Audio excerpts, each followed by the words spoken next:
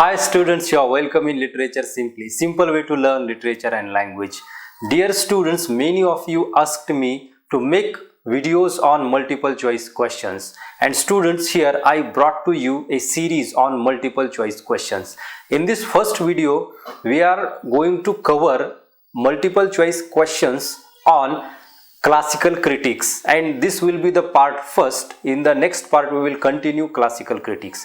In this video we are going to cover Plato, Aristotle, Horace and Longinus, these four classical critics. And dear students, before starting this MCQs, let me give some instructions to you. So I request you to take a pen and paper in your hand and please note down the questions and answers. Very first I will read the question and then I will read the four options which is there available, and among these four options you have to note down your own answer. So please take a pen and paper, and then this there will be 20 questions in this MCQ in this video. So we have set a test here. These 20 questions carries 40 marks, means each question I have assigned 2 marks. So dear students, to qualify this test which we have prepared here in the form of MCQs, you need to get 50% of scores, means you need to get 20 marks, because we have assigned 2 marks to each question and there are 20 questions. So out of 40 you need to have 20 marks to qualify this test. So friends, let's start MCQs on classical critics. So dear students, here we have very first question. Plato was the disciple of, and we have options A. Aristophanes, B. Socrates, C. Aeschylus and D. Aristotle. Now dear friends, please note down the answer of this question. Note down 1, and before that 1 the option or your answer, whether it is A, B, C or D, and I will tell you the correct answer after reading question and 4 options. So here we have correct answer of this question, B. Socrates. At the end of all these questions, just you need to calculate your score, and please tell me your score in the comment section. I will appreciate your score, or if you find any difficulty regarding this, you can also comment in the comment section. So next question. Question number 2. Who wrote Republic? And we have 4 options: A. Plato, B. Aristotle, C. Aristophanes and D. Euripides. So please note down your answer, and the correct answer is A. Plato. Let's move to the next question. Number 3. Plato's critical views are embodied in which text Plato gave his views on art or literature or criticism? And we have options A. Dialogues, B. Ion, C. Republic and D. all of the above. Please note down your answer, your option, correct option, what you think, and the correct option is D. all of the above. So these dialogues, Ion and Republic are the texts composed by Plato, and in these texts we find his critical views on different aspects. So next question 4. Plato considers literature as A. skill, B. a science, C. an art and D. A and B. Note down correct option. Here the correct option is C. an art. According to Plato, literature is nothing but an art. Question number 5. Who put the theory of ideas? So who talks about the theory of ideas? Here we have options A. Plato, B. Aristotle, C. Horace and D. Longinus. Note down your option: Plato, Aristotle, Horace or Longinus. And correct option is A. Plato. Plato put the theory of ideas. If you read Plato or if you watch a video which we have already made on Plato, you will find Plato has put this theory of ideas. Next question, question number 6. who said literature or art twice removed from reality. So this is the basic view regarding art or literature. Who said or whose is this view? A. Plato, B. Aristotle, C. Sophocles and D. Horace. Note down correct option, and correct option is A. Plato. Plato said literature or art is twice removed from reality. He considers literature or art is not reality, but it is removed from reality. It is the basic view of Plato regarding literature or art. Next question, number 7. Why did Plato attack on poetry? If you read Plato, you will find Plato criticizes poetry. So why did he criticize poetry? And here you have given options, a few reasons. A. Because of poetic inspiration. B. Because of its emotional appeal. C. Because of its non-moral character. And D. All of the above. So put down your correct option. And the correct option is D. All of the above. So these are the reasons Plato attacks on poetry: because of poetic inspiration, its emotional appeal and non-moral character. Basically, Plato thinks that poetry has non-moral character and hence he criticizes poetry.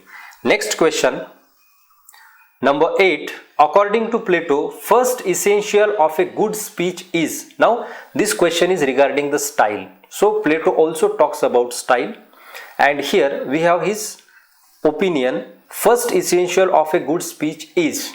So you have options: A. Speaker, B. Language, C. Thorough knowledge of subject, and D. A and B. So what do you think is the correct option? Please note down correct option. And the correct answer to this question is C. Thorough knowledge of subject. So Plato thinks that the orator or speaker must know the subject before going to speak on that particular subject. So thorough knowledge of subject is essential.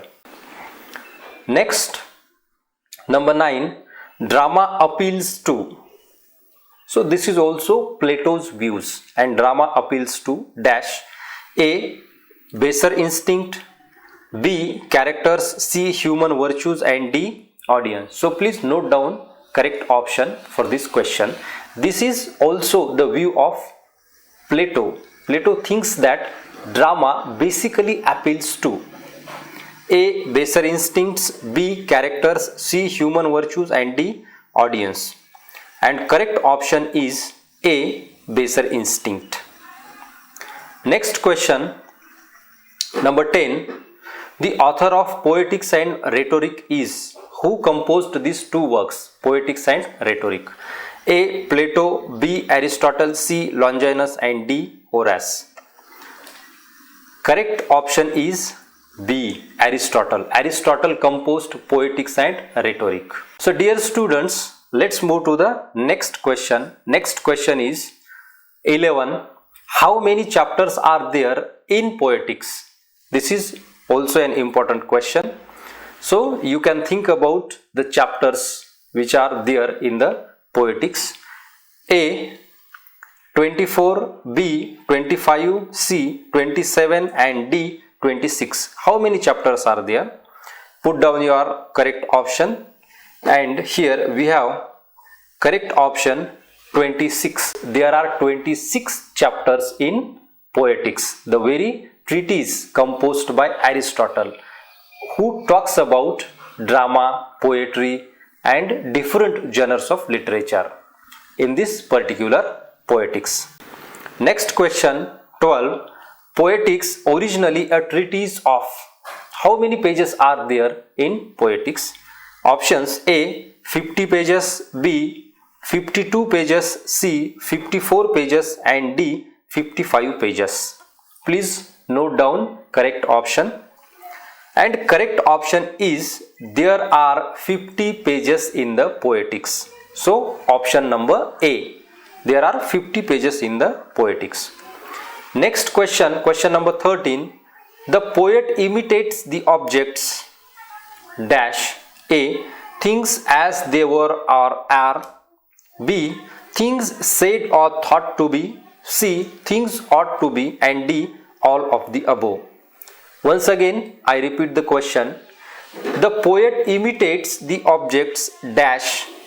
Options are A. Things as they were or are. B. Things said or thought to be. C. Things ought to be. And D. All of the above. Please note down your option, and correct option is D. All of the above. So poet generally imitates all these things as they were or are, things said or thought to be, things ought to be. These things poet generally imitates in poetry or drama. Next question, question number 14. Who said poetry is more philosophical and higher to history? This is the comparison between poetry and other genres like history, other streams like history. And who says poetry is more philosophical and higher to history? You have options A. Plato, B. Aristotle, C. Longinus, and D. Horace. Put down your correct option, and correct option is B. Aristotle. Aristotle compared between poetry and other genres of literature, and he said that poetry is higher than history because poetry includes truth. So he gives importance to poetry and higher rank to poetry because poetry has truth and universal appeal. And according to Aristotle, history is a particular and poetry is universal. So this is the basic difference according to Aristotle. Next question, question number 15. Who propounded the concept of catharsis? Catharsis in poetry or in drama is an important aspect, and who propounded or who put this concept called catharsis, the theory of catharsis? You have options A. Horace, B. Longinus, C. Plato, and D. Aristotle. And correct option is D. Aristotle. Aristotle puts this theory of catharsis. Question number 16. Now, catharsis is nothing but the purgation of emotion of pity and fear, whether it is true or false. Please put down your correct option, and correct option is it is true. Catharsis is nothing but the purgation of emotions of pity and fear. When you go to watch any drama, you find this catharsis effect there in the drama, and you feel pity and fear while watching the drama. So this is the catharsis, and it is true. Next question. The graver actions are imitated in. So you have options A. Comedy, B. Tragedy, C. Satire, and D. None of the above. What is your correct option? Put down. And we have correct option B. In tragedy, we find graver actions are imitated. Actually, Aristotle here gives you some hints to recognize comedy and satire. In satire, you find trivial actions are imitated, and through which we find comedy is created. And in tragedy, we find serious actions. We find serious kind of things included, or graver spirits imitated in tragedy. So correct option is B. Tragedy. Next question. So here is a definition, and you have to recognize who defined tragedy in this way. So tragedy is an imitation of an action that is serious, complete, and of a certain magnitude in language embellished. Who defined tragedy like this? A. Aristotle defined tragedy. B. Plato defines tragedy. C. Horace defined tragedy, and D. Longinus defined tragedy. So who defined tragedy in this statement or in this quotation? Please put down your correct option, and the correct answer is Aristotle defined tragedy as tragedy is an imitation of an action that is serious, complete, and of a certain magnitude in language embellished. There are other words also. So let me read the full definition. I will read the definition of Aristotle, who defines tragedy. Tragedy is an imitation of an action that is serious, complete, and of a certain magnitude in language embellished with each kind of artistic ornament, the several kinds being found in separate parts of the play in the form of action, not of narrative, through pity and fear, effecting the proper purgation of these emotions. So this is the complete definition by Aristotle, and in this definition he talks about all the constituent parts of tragedy. So there are many things in the tragedy. He talks about the action which is imitated there in the tragedy. He also talks about the language. He also talks about the effect of purgation on the mind of audience or on the mind of readers. So this is the full definition of tragedy by Aristotle. Now, dear students, we have next question, that is question number 19. Aristotle finds dash constituent parts of tragedy. How many constituent parts of tragedy are there in the tragedy or full-fledged tragedy according to Aristotle? You have options A 3, B 4, C 5 and D 6. How many constituent parts are there in the tragedy according to Aristotle? Put down your correct option, and correct option is D. There are 6 constituent parts in the tragedy. And we have here these parts. You have plot, character, thought, diction, song and spectacle, which he talks in the definition. So these are the 6 constituent parts of tragedy. And here we have last question.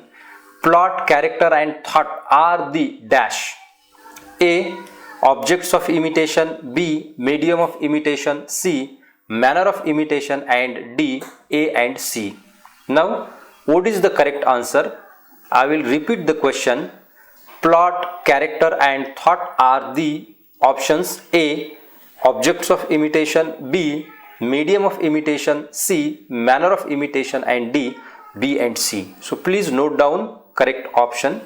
And here we have correct option A. Objects of imitation. Now, plot, character and thought, among the 6 constituent parts, these are first 3, and these first 3 are the objects of imitation. So this is the correct answer. So now, dear students, I hope you put down your all answers, and please tell your score in the comment. I will appreciate your score, and if you have any problem, you can share with me through the comments. Now, dear students, please like this video, share this video among your friends who are preparing for various exams based on literature. So it will be helpful to all those students, and also subscribe to our channel if you have not subscribed yet, and please press the bell notification icon. This is enough for this video. We will meet in the next video. Thank you very much.